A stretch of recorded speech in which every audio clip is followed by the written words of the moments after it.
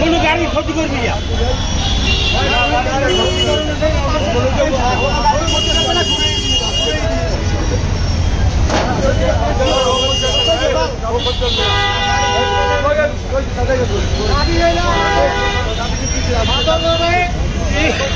Autorickshaw ঢুকবে না। আমাদের পেট্রোল চালিত গাড়ি সদর রোড, দ্বিতীয় মহল্লা, লাইন রোড এদিকে ঢোকা নিষেধ। বরিশাল সদর রোড। আমাদের গাড়ি ছিল 10টা রাস্তা, সেটা ছিল 5টা রাস্তা। এই 5টা রাস্তা অটোরিক্সা চলবে না।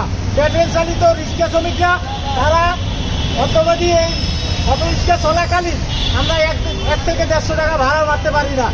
তাই আমাদের দাবি যে আমাদের এই সদর রোডে, জিজ্ঞা মহল্লা এবং শখে লাইন রোড, এই রোডে তারা ঢুকতে পারবে না। কিন্তু আমরা এখন লক্ষ্য করে দেখছি যে অটোরিক্সা ঢুকে তারা পরিবেশও নষ্ট করতেছে এবং শহরে যানজট করতেছে। তাই আমরা আমাদের এই দাবি নিয়ে এর আগেও কয়েকবার বলছিলাম। তাই প্রশাসনের দৃষ্টি আকর্ষণ করে তারা বলছে আমাদের কিছু সময় দেন। এই সময় দিতে দিতে আজকে মাসের 29 তারিখ, কিন্তু আমরা এখন পর্যন্ত কোনো সুরাহা পাচ্ছি না।